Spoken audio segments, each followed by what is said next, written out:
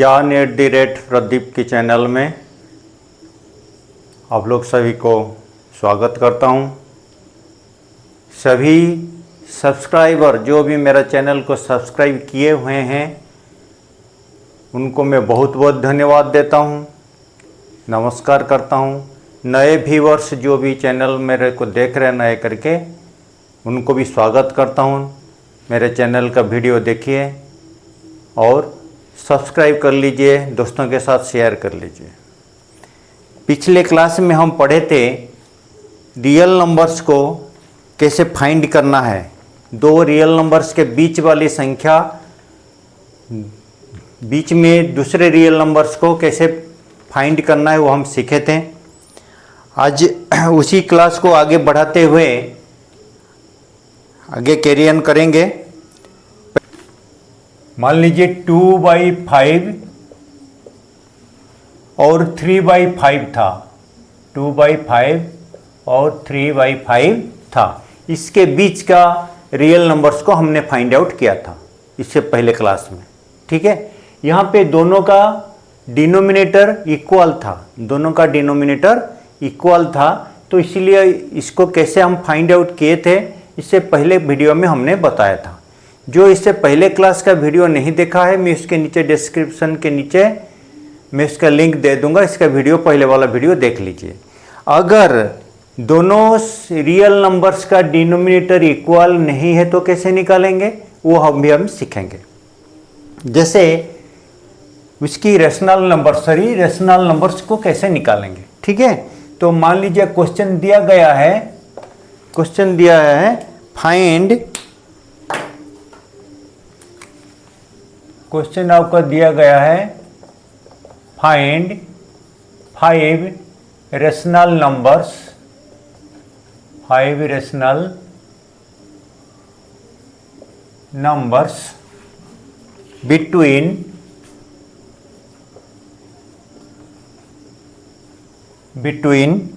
2/5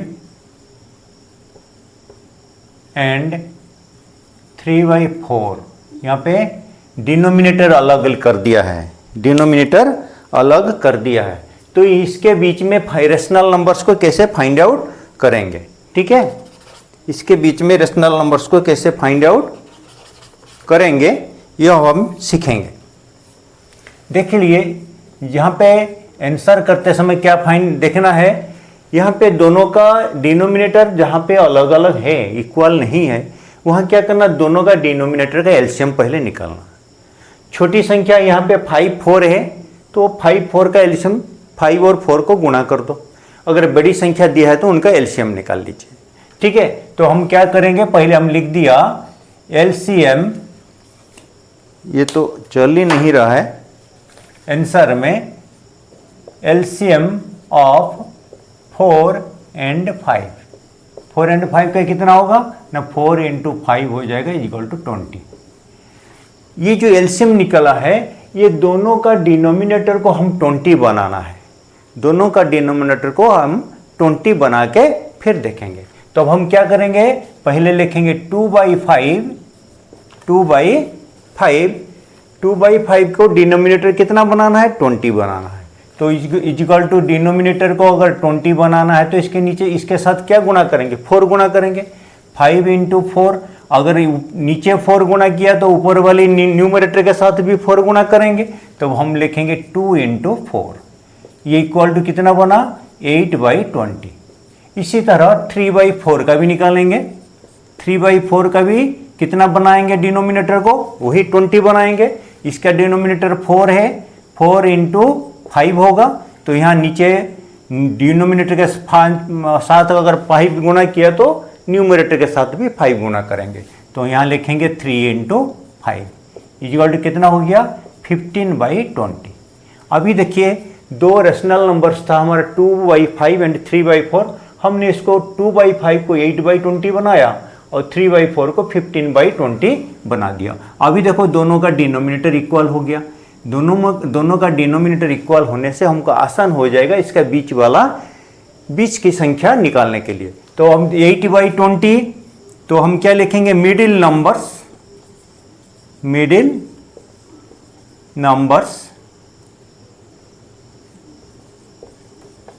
middle numbers किसका, between में middle numbers between 8/20 and 15/20 कितना होगा, 8 के बाद क्या आएगा 9/20, 10/20, 11/20, 12/20, 13/20, 14/20,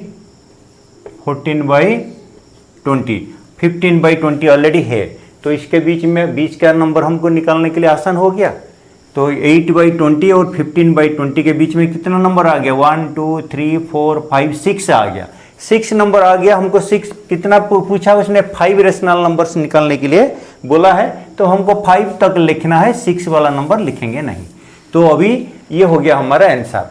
तो जिसकी दो रेशनल नंबर्स के बीच का रेशनल नंबर्स निकालने के लिए जिसकी डिनोमिनेटर बराबर नहीं है, तो इस प्रोसेस में आप बीच वाली संख्या को निकाल सकते हैं।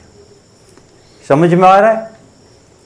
तो अभी आगे चलेंगे, अभी सीखेंगे कि डेसिमल को कैसे निकालना है, डेसिमल एक्सपांडेशन कैसे करेंगे। ठीक है, डेसिमल एक्सपांडेशन।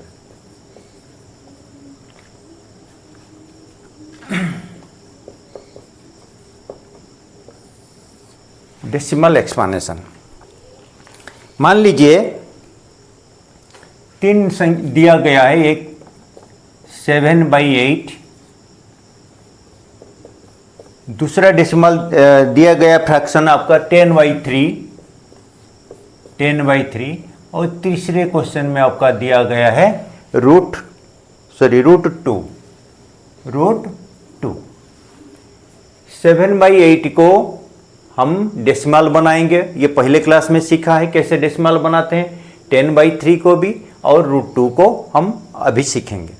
तो 7/8 को अगर डेसिमल में हम बनाना है तो हम क्या करते थे, कैसे डेसिमल बनाएंगे, 7 आंसर में हम क्या लिखेंगे 7/8। 7/8 को डेसिमल कैसे बनाएंगे, 7 को 8 से भाग करेंगे। तो यहाँ नीचे लिखो 7/8, भाग करो। 7 को 8 से भाग नहीं कर सकते, पहले पढ़े क्या लिखेंगे, डेसिमल लगा दिया, यानी पहले 0 लिख के डेसिमल लगा दिया। ठीक है, डेसिमल पॉइंट लगा दिया हमने यहाँ पे। तो अगर डेसिमल लग गया यहाँ पे कितना लगेगा, 0 लगेगा। कितना हो गया 70। तो फिर हम 8 के टेबल में 8 8 जा 64 लिखें। कितना हो गया, माइनस करने से 6 बचा। फिर 6 को 8 से भाग नहीं कर सकते हैं, ऑटोमेटिक यहाँ लगेगा 0।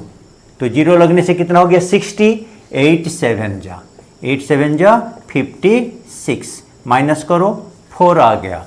4 को फिर 8 से भाग नहीं कर सकते हैं, तो फिर हमने लगाया यहाँ पे 0। कितना हो गया 40, 8 5 जा 40, 8 5 जा 40, ये हो गया हमारा 0। यानी यहाँ हमारा आंसर निकल गया, रिमाइंडर 0 आ गया, मतलब ये टर्मिनेट हो गया है। तो इसके आंसर क्या हो गया 0.875, ये हो गया। हम नॉर्मल फ्रैक्शन को कैसे डेसिमल में बनाना है ये हमने कर दिया।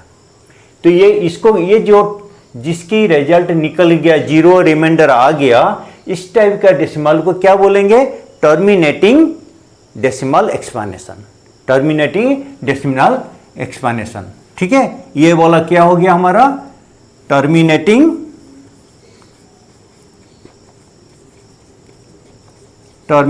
डेसिमल एक्सपांडेशन, ये हो गया हमारा। ठीक है, दूसरे का आंसर देखिए कैसे होता है दूसरे का, 10/3। अभी क्या करेंगे, 10 को 3 से भाग करेंगे, नीचे भाग करो 10 को 3 से, 10/3 ले लो, डेसिमल पॉइंट लगा दिया। डेसिमल पॉइंट लगेगा, नहीं लगेगा। क्यों नहीं लगेगा, यानी 10 को हम 3 से भाग कर सकते हैं। 3 3 जा 9, अभी 10 में से 9 गया 1 हो। अभी इसके बाद हम लगाएंगे डेसिमल। तो 1 को 3 से भाग नहीं कर सकते हैं, यहाँ डेसिमल पॉइंट लगाया, यहाँ पे 0 लगाया, कितना हो गया 10। फिर अभी ढालेंगे 3 3 जा 9, 3 3 जा 9 माइनस 1, फिर 1 को 3 से भाग नहीं कर सकते हैं, फिर लगा 0, 3 3 जा 9 माइनस फिर 1 आ गया, फिर लगाएंगे 0, फिर आएगा 3 3 जा 9। तो इसी तरह हम क्या करेंगे, भाग करते जाएंगे और लास्ट में रिमाइंडर 1 आते रहेगा। यानी डेसिमल पॉइंट के बाद जो डिजिट 3 है ये बार बार रिपीट होते रहेगा। तो इसीलिए इसको क्या बोलते हैं, नॉन टर्मिनेटिंग रिपीटिंग डेसिमल एक्सपांडेशन। ये बार बार रिपीट हो रहा है, टर्मिनेट नहीं हो पाएगा, 0 नहीं आएगा। तो नॉन टर्मिनेटिंग हुआ और रिपीटिंग हुआ। जो डेसिमल के बाद वाली नंबर है, जो डिजिट है 3, वो 3 बार बार रिपीट हो रहा है। तो इसको हम क्या लिखेंगे, लिखते समय लिखेंगे 3.333 लिख सकते हैं, या तो क्या लिख सकते हैं 3.3 लिख के 3 के ऊपर बार लगा सकते हैं, सिर्फ बार का मतलब ये जो 3 वाला डिजिट है रिपीट होते रहेगा, ये रिपीट होते रहेगा। सिंगल डिजिट रिपीट हो रहा है, इसलिए सिंगल 3 के ऊपर बार लगाना है। अभी समझ में आया, 3.3 बार रहेगा, यानी ये 3 का डिजिट जो है रिपीट होते रहेगा। तो इसको कौन सी डेसिमल ये हो गया, नॉन टर्मिनेटिंग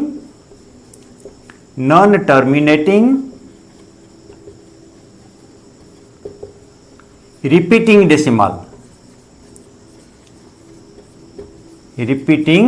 डेसिमल एक्सपांडेशन।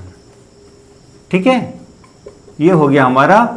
देखिए ये टर्मिनेटिंग डेसिमल है हो गया, ये नॉन टर्मिनेटिंग डेसिमल हो गया। चाहे टर्मिनेट हो चाहे नॉन टर्मिनेटिंग हो, लेकिन रिपीट अगर हो रहा है कोई डिजिट, ये दोनों रेशनल नंबर्स कहलाते हैं। तो ये दोनों टर्मिनेटिंग और नॉन टर्मिनेटिंग डेसिमल, ये दोनों क्या है, ये दोनों रेशनल नंबर्स कहलाते हैं।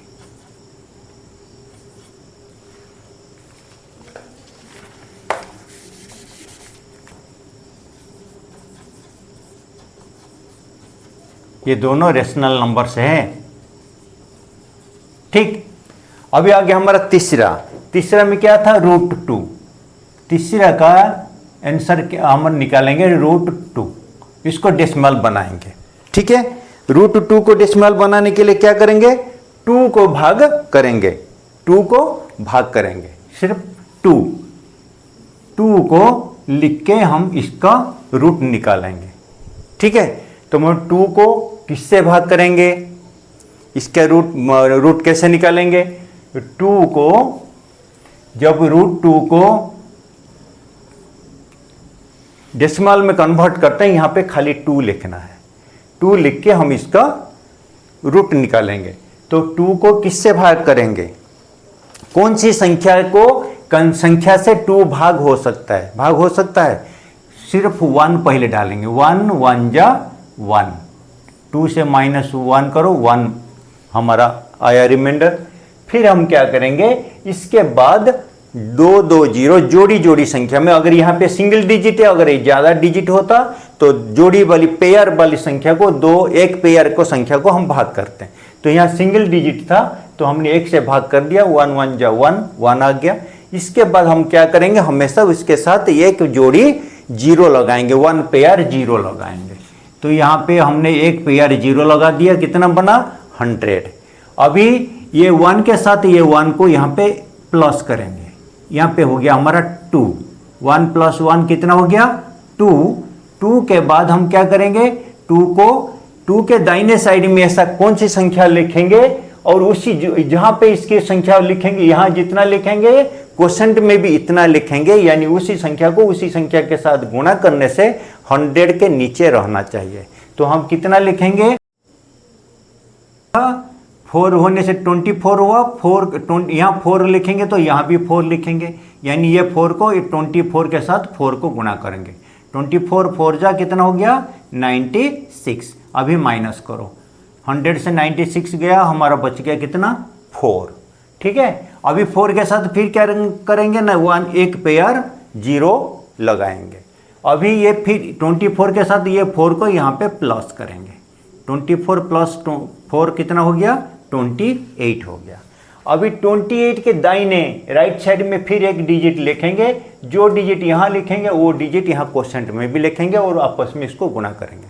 तो कितना लिखने से ये हो जाएगा, ये देखो 2, अगर 28 के दाहिने अगर 1 लगाएंगे 281 हो गया, 281 जा 281 होगा। अगर यहाँ लिखेंगे 2 लिखेंगे 202 जा 282, यहाँ पे 2 लिखेंगे 282 जा हो जाएगा। तो इसीलिए 282 के 82 2 जा कितना हो जाएगा, 400 से ज़्यादा हो जाएगा। इसीलिए हम क्या करेंगे, यहाँ पे 1 लिखेंगे, यहाँ पे 1 लिखेंगे, 2 जा में नहीं होगा, ठीक है। तो 281 होगा, यहाँ पे अगर दाहिने साइड में 1 लगा दिया तो ये हो गया 281, यहाँ पे भी लिखेंगे 1, यहाँ पे भी लिखेंगे। ये 1 के बाद हमने डेसिमल पॉइंट लगा दिया था, ये 0 जब डबल 0 लगाया, 2 1 1 जा 1, 2 से 1 गया 1, 1 को हम भाग नहीं करेंगे, फिर क्या करेंगे, यहाँ पे डेसिमल पॉइंट लगाने के बाद यहाँ पे डबल 0 लगाएंगे, तो 1 पॉइंट आ गया था पहले। तो यहाँ पे देखो 281 1 जा, यहाँ पे इसी के नीचे 1 लिख के गुणा करने से आपको आसान हो जाएगा, 281 हो गया। माइनस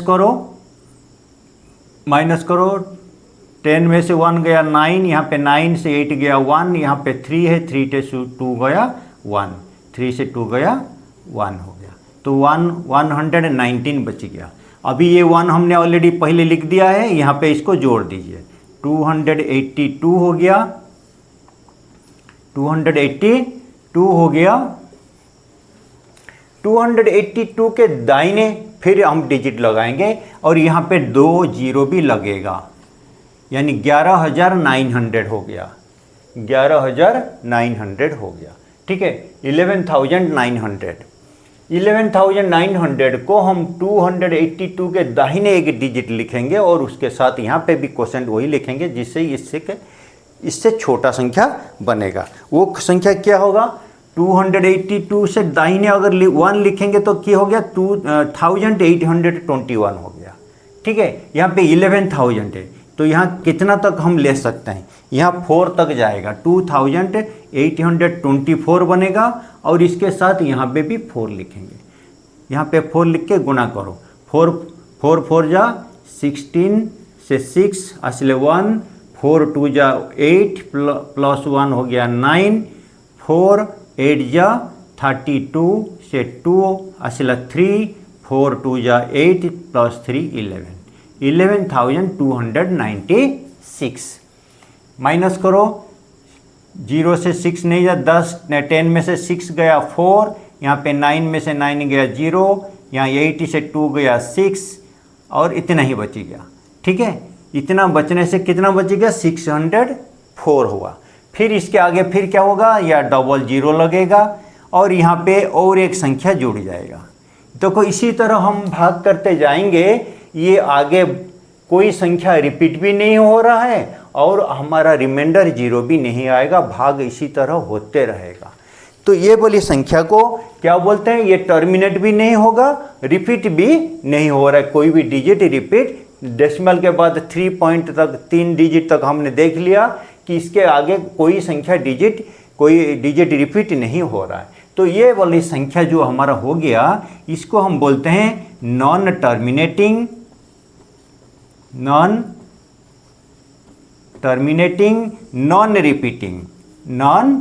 रिपीटिंग डेसिमल एक्सपांडेशन, ठीक है, डेसिमल एक्सपांडेशन। अगर नॉन टर्मिनेटिंग नॉन रिपीटिंग अगर जो नंबर होता है वो क्या होता है, रेशनल नंबर्स नहीं कहलाता है। तो ये कौन सी नंबर हो गया, √2 क्या हो गया है, एक इरेशनल नंबर्स माना जाएगा। ये हमारा हो गया इरेशनल नंबर। समझ में आया?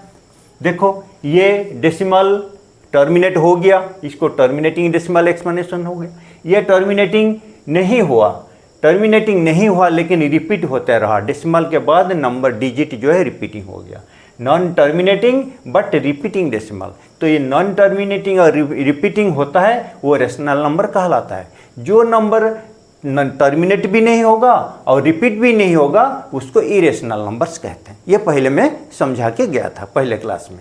तो डेसिमल एक्सप्लेनेशन कैसे करना है और उसमें से कैसे छांटना है नॉन टर्मिनेटिंग या टर्मिनेटिंग डेसिमल, ये आपको मैं समझा दिया। ठीक है, फिर आगे बढ़ते हैं। आगे हम सीखेंगे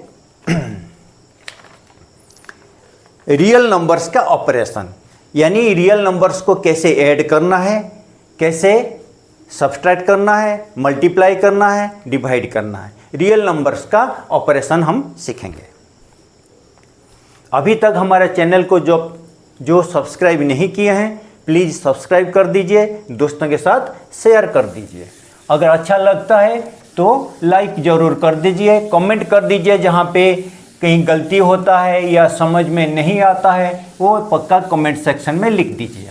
ठीक है, अभी आगे बढ़ेंगे। आगे हम सीखेंगे क्या है रियल नंबर्स का ऑपरेशन। ठीक,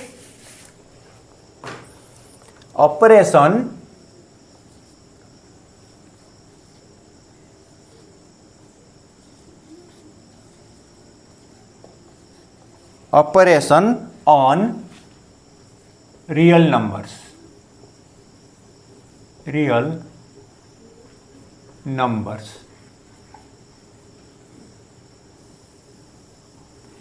ऑपरेशन मतलब क्या, रियल नंबर्स का ऑपरेशन मतलब इसकी क्या क्या है, ऐड करना, सब्ट्रैक्ट करना, मल्टीप्लिकेशन,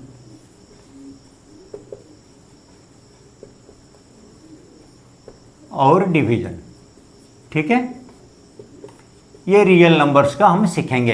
रियल नंबर्स को कैसे ऐड करेंगे, कैसे सब्ट्रैक्ट करेंगे, ये अब हम सीखेंगे। मान लीजिए आपको एक क्वेश्चन दिया गया है, ऐड करना है। क्या ऐड करना है, दिया है आपका क्वेश्चन 2√2 कॉमा 2√2 प्लस भी लिख के दिया है, प्लस 5√3 एंड √2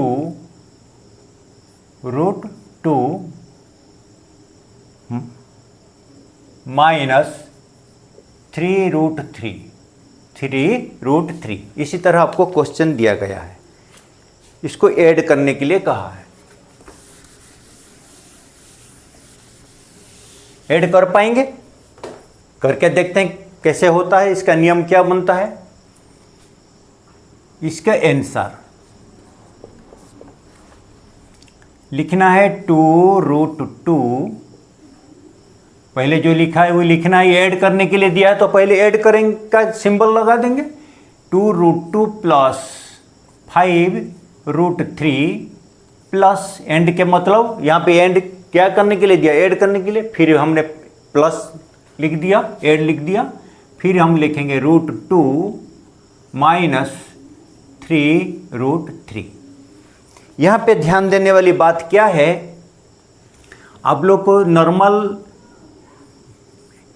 अलजेब्रा में सिखाया गया है 2a plus 3a plus 2b minus 3a plus 5b। अगर इस तरह लिखा जाता है, हम कैसे ऐड करते हैं ना, a वाली टर्म को a वाली टर्म के साथ जोड़ते हैं।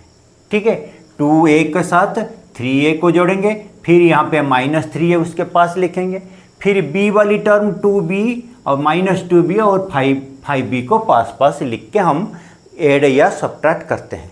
ठीक उसी फार्मूला में, उसी प्रोसेस में हम ये जो √2 को हम ऐड या सब्ट्रैक्ट करेंगे। ठीक है, कैसे होता है ये देख लीजिए। 2a अगर नॉर्मल हम लिखते हैं, अलजेब्रा में सीखते हैं, इसका मतलब कितना a है, a कितना है 2 है, 2a है, तो इसको हम 2a लिखते हैं। 2a मतलब इसको हम 2 के साथ a इंटू यानी मल्टीप्लाई हुआ है करके हम मान के चलते हैं, या अगर a प्लस ए हो गया इसकी आंसर 2a होता है करके ये भी पता है। 2a को प्लस करने से 2a बनता है, लेकिन 2a जहाँ लिखा है इसकी मीनिंग क्या होता है ना, 2 के साथ a मल्टीप्लाई हुआ है। अगर ऐड करके देखेंगे a प्लस ए 2a बनता है, लेकिन 2a जहाँ लिखा हुआ है ओनली 2a लिखा है, इसकी मतलब 2 के साथ a क्या हो रखा है, मल्टीप्लाई हो रखा है। ठीक है, सेम नियम है यहाँ पे लागू होता है। यहाँ पे देखो कैसे, 2√2 कितना √2 है, 2√2, 2√2 है। यहाँ पे कितना √2 है, 2√2 है। तो √2 वाली टर्म को √2 वाली टर्म के पास लिखेंगे, और √3 वाली जो टर्म होगा, जो नंबर्स लिखा है, √3 वाली नंबर्स को √3 नंबर के साथ ऐड या सब्ट्रैक्ट करेंगे।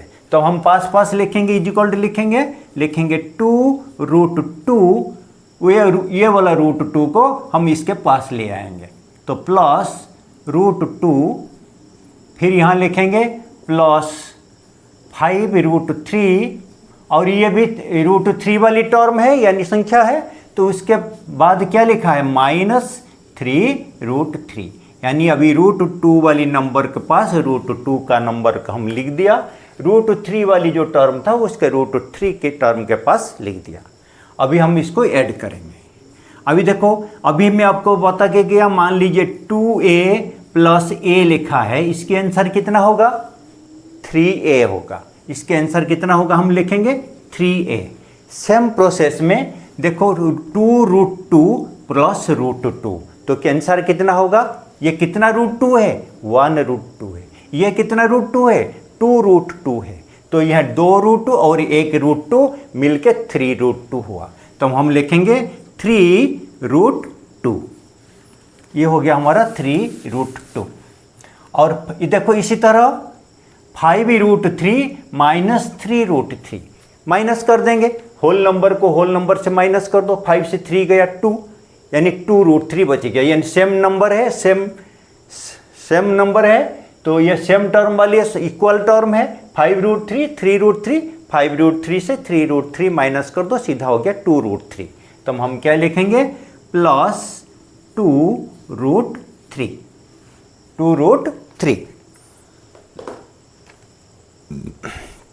ये इतना ही हो गया आंसर, यही इतना आंसर है, और इसके आगे लिखने की जरूरत नहीं। 3√2 प्लस 2√3, ये हो गया हमारा आंसर।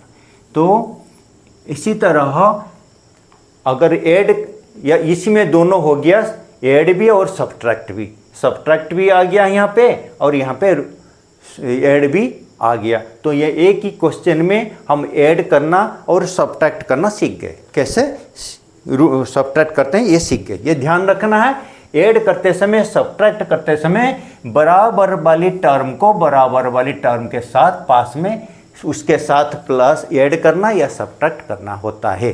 ठीक है, लेकिन मल्टीप्लाई में बराबर वाली टर्म ढूंढने की जरूरत नहीं है। यहाँ पे ऐड करते समय या सब्ट्रैक्ट करते समय इक्वल टर्म वाली नंबर को देखना है कि ये टर्म में 2√2 है, तो 2√2 वाली टर्म और कौन सी है, उसी के पास ही प्लस है। अगर प्लस है तो प्लस होगा, या अगर माइनस होगा, ये इससे पहले अगर माइनस है तो इससे ये माइनस हो जाएगा। ये हमने सीखा ऐड करना। अभी हम सीखेंगे मल्टीप्लाई करना।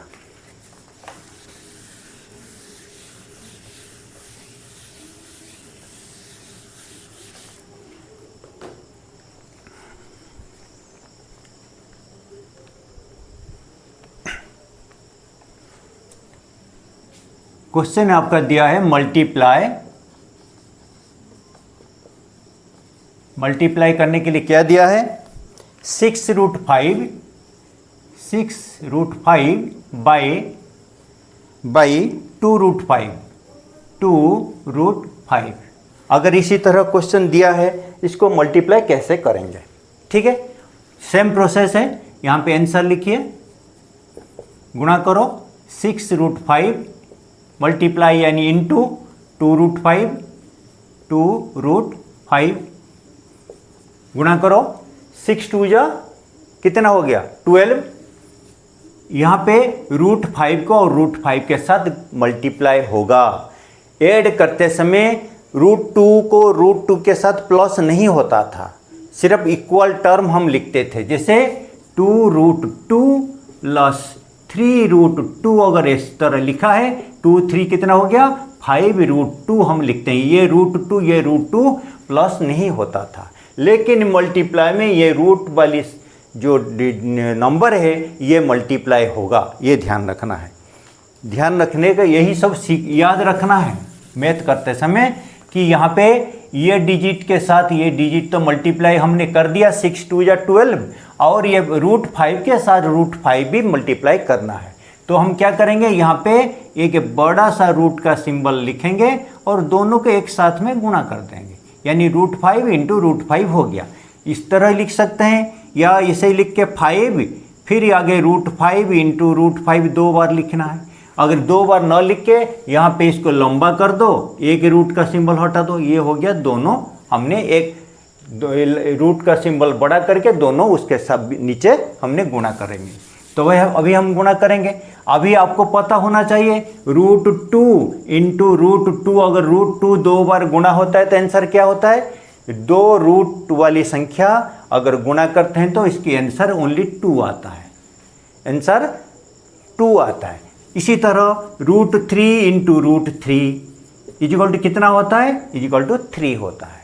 ठीक है, ये सब सीखने वाली आपको पहले सिखाया गया भी है, उसी प्रोसेस में हम गुणा करेंगे।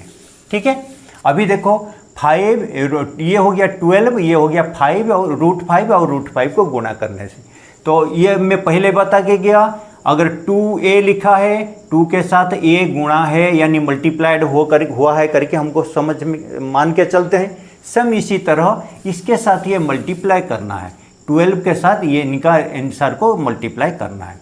12 मल्टीप्लाई यानी इंटू 2 √5 को अगर गुणा करेंगे तो सिंगल क्या आएगा, 5 आंसर आएगा। 12 इंटू 5 इजिकल टू 60, ये हो गया हमारा आंसर। ठीक है, लेकिन यहाँ पे दोनों का रूट वाली टर्म इक्वल नंबर था, ये भी √5 था, ये भी √5 था। अगर यहाँ अलग अलग होता तो ये कैसे गुणा होगा, कैसे मल्टीप्लाई होगा, उसका भी एक एग्जाम्पल लेके हम देखेंगे। ठीक है, मान लीजिए इसमें क्वेश्चन नंबर 2 में दिया है मल्टीप्लाई क्या दिया है, 2√2 बाई 3√5। यहाँ पे हम क्या करेंगे, यहाँ पे दोनों रूट वाली जो नंबर है अलग है, ये √2 है, यहाँ पे रूट नंबर कितना है, √5 है। ठीक है, तो अभी हम कैसे गुणा करके सेम प्रोसेस में गुणा करेंगे, आंसर निकालेंगे। लिखेंगे 2√2 इंटू 3√5, फिर आंसर इक्वल टू देंगे 2 और 3 को पहले गुणा करेंगे, 2 3 जा हो गया 6, फिर यहाँ पे एक बड़ा सा रूट का सिंबल देंगे, नीचे उसके अंदर क्या लिखेंगे, 2 लिखेंगे और 5 लिखेंगे, 2 और 5 लिखेंगे।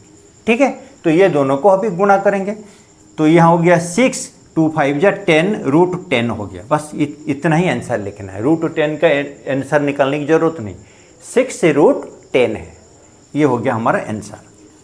कोई दिक्कत नहीं है, अगर रूट वाली टर्म जिस नंबर है अगर अलग हो गया कोई दिक्कत नहीं है, दोनों को गुणा करके लिख दो, 2 5 जा 10 यानी √10 हो गया, 6√10 हो गया। अभी हम सीखेंगे डिवीजन, डिवाइड करना।